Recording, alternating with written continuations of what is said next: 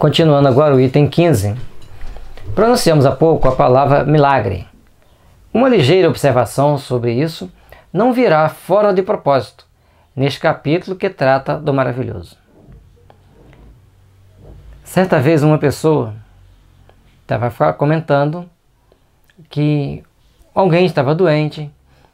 Vamos colocar assim, José estava doente, João foi visitar, João deu um passe no José. Ele tinha uma bactéria que nenhum antibiótico conseguia matar essa bactéria. E após o passe de João, José melhorou. E aí, tem todos os prós e os contras que não vamos entrar no mérito da situação. Isso não é milagre. Isso é uma ação da natureza que as pessoas ainda não entenderam, que é a energia enviada pela imposição de mãos. Essa energia, ela vai fortalecer, quando a pessoa impõe a mão para dar o passe, vai saindo fulcros de luz, para quem é vidente vai estar vendo aquela luz saindo, e causando naquela pessoa uma impressão, que pode ser boa ou ruim. Se for boa, ou se for ruim, não tem nada de errado, se o passe estiver correto e de acordo com a natureza do adoecimento. Porque muitas das vezes a pessoa está presa a um determinado espírito doente. E aí não há remédio físico que vai tratá-lo. Ele toma o passe, desliga esse espírito doente, ele se sente muito mal, que vai sentir uma saudade terrível desse espírito que estava acompanhando ele ali há muito tempo, e depois ele melhora. E por outra, ele se sente mal num primeiro instante, e depois ele sente melhoras, assim como em todo o processo de tratamento que existe atualmente na Terra. Não existe o estalar de dedo e as coisas aconteceram. Então é importante que a gente entenda esses milagres. Agora, já vi relatar fatos que, como nós desconhecemos o poder da mente e da irradiação mental, eles caem quase que no milagre. Mas nós temos que respeitar os pontos de vista em cada situação, mas entendermos que a doutrina espírita tem uma explicação lógica para isso. Um caso, uma senhora estava com câncer no seio, foi uma médica, ela falou, olha, seu caso não tem jeito, já é um tumor muito grande. Ela falou, lógico que vai ter jeito, Deus não vai me abandonar. Ela entrou na primeira igreja que ela achou, ficou lá 2 horas ou 3 rezando. Quando ela chegou em casa, aquele tumor furou, vazou, saiu tanto de coisa e ela está viva até hoje. Isso já tem mais de 15 anos. Então são fatos, é um milagre. Ela fez a oração. E aí, a doutrina espírita vem nos acolher, vem nos explicar. Uma equipe de espíritos, durante o tempo que ela estava em oração, a partir de manipulações de fluidos sutis, abriram, fizeram uma drenagem e tiraram aquele tumor dali. É lógico que muitos de vocês podem não concordar comigo, mas é o que acontece. É o que Kardec fala, tem uma explicação. Portanto, que no início do capítulo a gente colocou aquela foto muito bem feita do tratamento espiritual feito por Barbara Benham. É importante que a gente tenha essa consciência de que os espíritos estão nos ajudando. Não, mas eu acredito que Deus vai me ajudar. Meu filho, Deus está controlando o universo. Você acha que ele vai sair de lá para vir te ajudar? Ele tem quem faz isso para você. Da mesma forma que um coronel não vai sair lá do gabinete dele para fazer o policiamento na rua. Quem faz são os soldados, que foram treinados para fazer isso. Ele foi treinado para gerenciar. É uma comparação meio grosseira, mas é para você entender que Deus tem os seus soldados que trabalham aí nas mais variadas situações para nos ajudar, para nos amparar, para nos proteger. Ele é Deus. Ele está no seu local do universo gerenciando tudo. Na sua acepção primitiva e pela sua etimologia, o termo milagre significa coisa extraordinária, coisa admirável de se ver. Mas, como tantas outras, essa palavra se afastou do seu sentido originário. E hoje, por milagre, se entende, segundo a academia, um ato do poder divino contrário às leis comuns da natureza que nós conhecemos. Né? Então, no passado, ela tem a ideia, né, de uma coisa extraordinária. Por exemplo, um goleiro faz uma bela defesa e uma bela e difícil defesa durante um jogo. Aí o locutor grita, milagre, né? É uma coisa admirável de ver aquele goleiro fazer aquela defesa. A bola vai lá no ângulo, o cara vai lá e tira de pontinha de dedo. Ele falou milagre porque era uma coisa admirável, uma coisa extraordinária. Né? Agora, se ele ficasse parado olhando a bola fazer sua curva e saísse, aí seria diferente. Tal com efeito, a sua acepção usual é apenas por comparação, é por metáfora, é ela aplicada às coisas vulgares, que nos surpreendem e cuja causa se desconhece. De nenhuma forma entra em nossa cogitação indagar se Deus há julgado útil, em certas circunstâncias, derrogar as leis que ele próprio estabelecera. Então aqui as pessoas falam assim, não, tal fato está acontecendo porque é da vontade de Deus. Aí alguém faz uma oração, faz uma imposição de mãos e aquele fato desaparece. E aí foi milagre? Deus derrogou a lei dele? Não, ele te deu condições de você entender aquele processo e fazer uma modificação, manipular fluidos. Tudo que eu faço podereis fazer e muito mais. Certo? Certa vez uma pessoa estava com um tumor de 20 centímetros no intestino.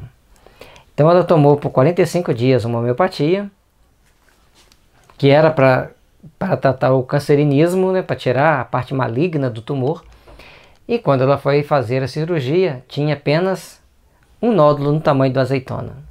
Não precisou de quimioterapia, não precisou de radioterapia. E aí as pessoas dizem, um milagre.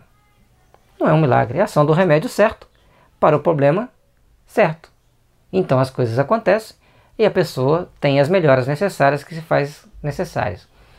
Nosso fim é unicamente demonstrar que os fenômenos espíritas, por mais extraordinários que sejam, de maneira alguma derrogam essas leis, que nenhum caráter tem de miraculosos, do mesmo modo que não são maravilhosos ou sobrenaturais. Então, nós temos que colocar e que nós temos que entender que todos os fatos que ocorrem, eles têm essa parte admirável, mas nem todos serão milagrosos. Tem aqueles que são fenômenos naturais promovidos por pessoas especiais que têm a possibilidade de promover aqueles fenômenos. Então nós temos que saber respeitar. No caso do médium de incorporação, ele recebe espíritos ali dos mais variados, faz a comunicação daqueles espíritos, verbaliza aquelas comunicações. O outro simplesmente psicografa, o outro só vê, o outro só ouve. Cada um médium com a sua particularidade vai desenvolvendo seu trabalho no bem, na mediunidade com Jesus. Aqueles que não querem seguir o caminho com Jesus, aí tem as consequências, que nós não vamos entrar no mérito da questão. Isso aí ficaria para o livro Céu e Inferno. O milagre não se explica. O milagre não se explica. Os fenômenos espíritas, ao contrário, se explicam racionalissimamente. Não são, pois, milagres, mas simples efeitos cuja razão de ser se encontra nas leis gerais. O milagre apresenta ainda outro caráter, o de ser insólito e isolado. Ora, desde que um fato se reproduz, por assim dizer, à vontade, e por diversas pessoas, não pode ser um milagre. Então aquilo que está acontecendo, diversas pessoas estão proporcionando aquele efeito, ele deixa de ser um milagre. Ele passa a ser um fato explicável dentro de uma racionalidade que a doutrina espírita nos ajuda a desenvolver, nos ajuda a entender. Todos os dias a ciência opera milagres, aos olhos dos ignorantes. Então esse celular fazer toda a comunicação, aos olhos do ignorante, é um milagre. Mas nada mais é do que tecnologia. O exemplo não foi muito bom, mas é só para a gente ter uma ideia daquilo que transcende as coisas materiais. Não tem nenhum fio ligado a ele e ele pode receber ligações de qualquer lugar do mundo por ondas eletromagnéticas. Então nós precisamos de entender um pouco mais o que são ondas e essas formas de manipulação das ondas. Por isso é que outrora os que sabiam mais do que o vulgo passavam por feiticeiros, e como se entendia, então que toda a ciência sobre-humana vinha do diabo, queimavam-nos. Durante a Idade Média, a Idade Negra da civilização na Terra, muitas pessoas foram queimadas simplesmente porque acreditavam em algo transcendente, porque acreditavam no mundo espiritual, ou até mesmo porque tinham dons espirituais. Simplesmente queimavam. E alguns eram queimados porque eram ricos e alguém queria tomar a propriedade dele. O ser humano comete atrocidades absurdas. Logicamente que essas pessoas que sofreram as atitudes, hoje eles estão cumprindo, se tiverem reencarnados, estarão cumprindo missões superiores. E aqueles que queimaram estarão espiando por terem queimado alguém. Hoje que já estamos muito mais civilizados, eles apenas são mandados para os hospícios. Então os médiuns, como nós já estamos mais civilizados, os médiuns são descartados, colocados no hospício, não queremos ele aqui. E muitas famílias fazem isso, mesmo a gente apresentando a doutrina espírita para elas, para a família, ela prefere que a pessoa vá para o hospício do que estudar e entender a doutrina espírita. São coisas da maldade humana. Ele só não pode esquecer que na próxima reencarnação estarão bebendo no mesmo cálice. Ou, como agora na atualidade, como a gente já está mais civilizado, a gente não queima, não bate, mas calunia nas mídias sociais, aí nas mídias, vai fazendo uma série de calúnias para tentar destruir aquela pessoa que não gosta, aquela filosofia que eles não gostam. Lógico, já tem consequências aqui, tem que medir muito no que se escreve, no que se fala, porque senão tem troco perante a justiça. Então, a nossa civilização, hoje, ela já está mais aprimorada para conter determinados abusos, embora existam. Mas a justiça está sempre agindo para coibir, para disciplinar as pessoas a não cometerem tais abusos. Se um homem realmente morto, como dissemos em começo, ressuscitar por intervenção divina, haverá aí verdadeiro milagre, porque isso é contrário às leis da natureza. Então a pessoa está enterrada há 20 anos, morta, podre, já dissolveu o corpo todo. Aí ele sai lá daquela sepultura e continua vivendo com o corpo físico tal qual era há 20 anos atrás. Isso é um milagre, que não vai acontecer tão facilmente, provavelmente nunca vai acontecer, né? Mas a pessoa reencarnar é um fenômeno natural, um fenômeno das leis da natureza que a maioria desconhece, até mesmo por conveniência. Se porém tal homem só aparentemente está morto, se ainda há nele um resto de vitalidade latente, e a ciência ou uma ação magnética consegue reanimá-lo, um fenômeno natural, é o que isso será para as pessoas instruídas. Então a pessoa está lá em estado gravíssimo, ou está lá desmaiado por algum motivo, quase morrendo, está lá no finzinho, ele recebe algum socorro adequado, seja pelo passe magnético, pelo um respirador artificial, uma série de recursos que existe hoje nas técnicas e nas tecnologias, ele recupera a vida. Isso é um fenômeno natural. Usou-se a técnica correta para que ele se recuperasse. O que nós não podemos querer é achar que todos os problemas ou ficam só na parte sobrenatural ou fica só na parte técnica. Tudo tem que saber botar na balança. Todavia, aos olhos do vulgo ignorante, o fato passará por milagroso, e outro se verá perseguido a pedradas ou venerado, conforme o caráter dos indivíduos.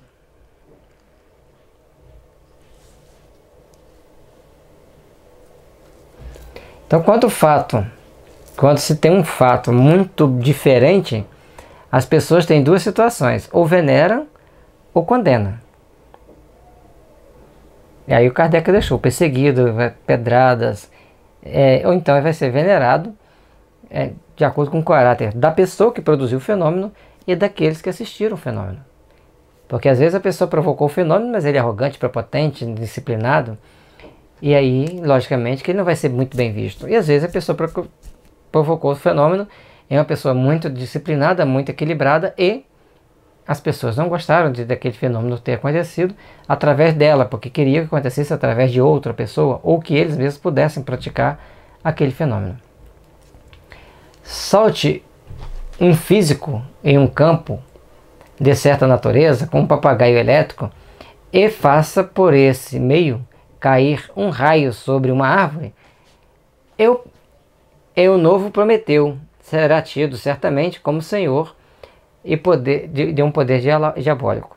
Então aquelas pessoas que sabem como provocar um relâmpago, elas podem, conforme ele disse ali, provocar criar um papagaio elétrico e criar uma série de raios. E aí ele vai ser como um deus do trovão, um deus do raio, pelas aquelas pessoas ignorantes. Mas as pessoas que já têm determinadas observações vão olhar e vão ver que ele tem algum conhecimento, alguma técnica que está sendo mais usada de uma forma a produzir o fenômeno. E seja dito de passagem, Prometeu nos parece muito singularmente ter sido um precursor de Franklin, mas Josué, detendo o movimento do Sol ou antes da Terra, esse teria operado verdadeiro milagre, porquanto não conhecemos magnetizador algum dotado de tão grande poder para realizar tal prodígio. E uma coisa interessante, né, gente? Parar o Sol ou parar a Terra, vocês imaginem que ela viaja aí a milhares de quilômetros por hora, rodando assim e caminhando para frente. Se ela der uma freada de alguns milionésimos de segundo, nenhum físico pode prever o dano que vai causar na Terra. Nós vamos sair voando como pluma diante da tempestade. Isso eu garanto que vai acontecer. Então, isso ali é uma forma de se colocar que ele parou o Sol, parou a Terra. Mas o que aconteceu realmente a gente não ficou sabendo, não vai ficar sabendo, porque as fontes todas que vierem nos trazer as explicações passarão por vários crivos de indagações que certamente não vão ter consistência. De todos os fenômenos espíritas, um dos mais extraordinários é, incontestavelmente, o da escrita direta, e um dos que demonstra de modo mais patente a ação das inteligências ocultas. Então, a escrita direta, a pessoa deixa uma caneta e o papel em cima da mesa, a caneta escreve. E em alguns casos, a pessoa deixa um papel com alguma tinta dentro de uma caneta, dentro de uma gaveta, fecha a gaveta, espera um tempo e o papel sai de lá escrito. Aí é um fenômeno muito bacana, né? Na maioria das casas tem assim, eu guardei aqui, não está aqui mais, né? Vamos refletir mais sobre o que está acontecendo. Muitas das vezes é uma mediunidade mal trabalhada com alguns espíritos tirando proveito da situação para provocar fenômenos de efeitos físicos moderados e bem brincalhões.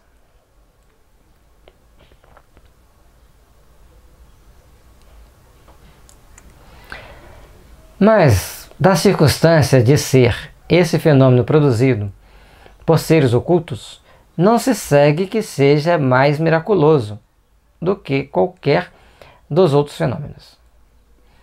Devido a agentes invisíveis, porque esses seres ocultos que povoam os espaços são uma das potências da natureza, potência cuja ação é incessante, assim sobre o mundo material como sobre o mundo moral.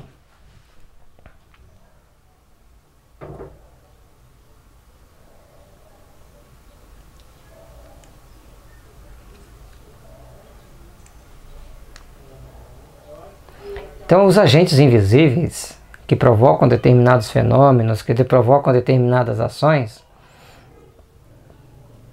são uma das potências da natureza. E aí, essas potências da natureza agem de acordo com as leis inerentes às suas possibilidades de ação. Não vai sair disso. Tanto sobre o mundo material, para provocar determinados distúrbios materiais, assim também como sobre o mundo moral, né? E sobre o mundo moral, quando as pessoas vão procurar tomar atitudes compatíveis com a influência daquele ser, daquela potência invisível. E a gente tem visto a humanidade perdida no mundo em meio a determinadas situações que a gente pode entender como uma situação de treva e não de luz. Esclarecendo-nos com relação a essa potência, o Espiritismo nos dá a explicação de uma imensidade de coisas inexplicadas e inexplicáveis por qualquer outro meio e que, à falta de toda explicação, passaram por prodígios nos tempos antigos. Então, muitos dos fatos que ocorrem no dia a dia, muitas ações que acontecem, Então era um prodígio, mas esse prodígio nada mais é do que a ação fluídica e magnética de um médium oferecendo o fluido e um espírito agindo para que aquilo aconteça.